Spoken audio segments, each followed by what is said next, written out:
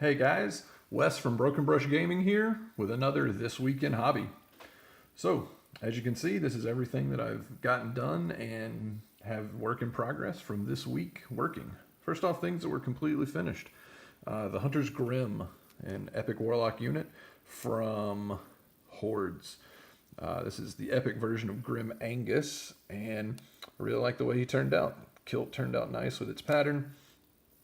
The runes in his gun have a nice little glow to him, and he's just kind of fitting right along in the scheme with the swamp base, and he's got kind of his brown leather coat matching a lot of the other stuff that I've done so far with the trolls. And then he's got his two little buddies here. These guys are just kind of funny. They're pigs, if you're not familiar with Hordes. They're just kind of little baby trolls. Like this guy's got his lime green bowler hat, and he's smoking his cigar, and he's just kind of chilling out with his boss man. And this guy borrowed the gun from his boss man. It's got the nice little muzzle burn there on the end, and he's just ready to kind of help the boss out as well. Up next, I worked on some Dire Avengers. Used the Ghost Tint blue paint to do the armor with the zenithal highlight of the metallics up through from really dark to really light, just to kind of put in the shadows for the paint. Also used a metallic white paint on the helm, just so that it's got this metallic look all over. Use a little bit of the plasma fluid to do his sword there, and I really like the way the plumes work too, with the kind of teal color and the purple. Not sure if that's going to fit on my craft world, which is what the Dire Avenger plumes kind of represent, but I like the colors, and they kind of stand out against the colors of the armor. And then we have the Sons of Brag from Hordes as well, from the Trolls. And these guys are kind of a work in progress. They've still got some work to go, but we'll definitely finish them up this week. One thing that I really do like on one of the guys, he's got these kind of torches on his back, and I think the flames turned out really well.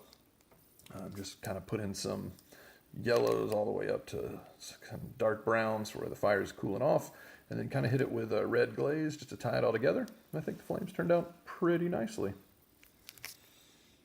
And then the last guy from the group, these guys all have really unique poses. They're all kind of individual, so it's nice to paint them.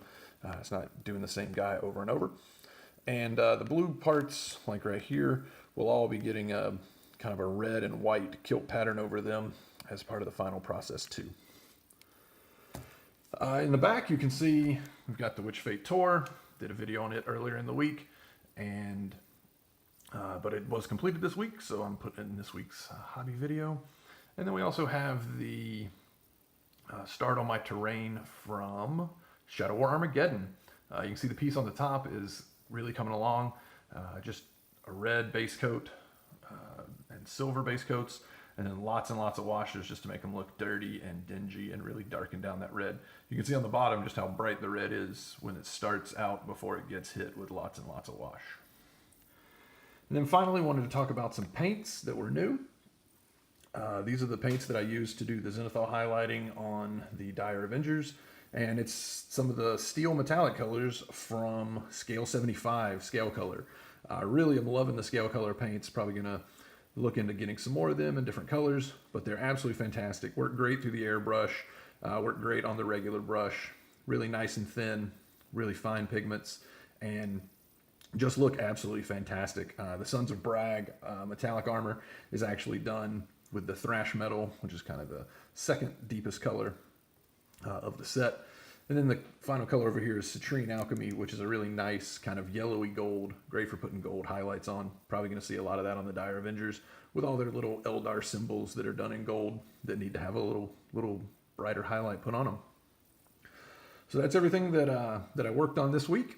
I hope you guys enjoyed seeing the progress that I'm making on some of my projects.